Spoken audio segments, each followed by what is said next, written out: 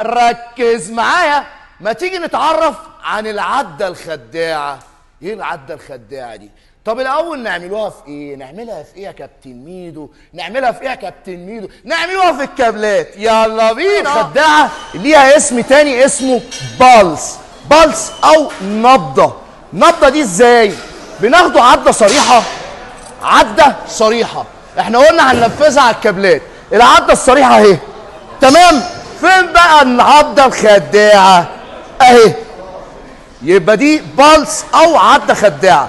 يبقى عدة صريحة هي واو واو واو، وعدة خداعة، وعدة صريحة هي واو واو واو، وعدة خداعة. نقوله كده عدتين هي 3. خدت بالك من الأداء يا وحش؟ ركز معايا. عدة صريحة واو واو واو هي، وعدة خداعة. ايه لازمتها بقى؟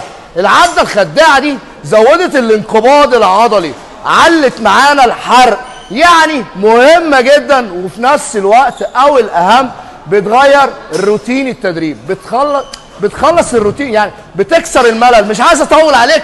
فهمت الزاوية؟ فيري نايس اكسرسايز.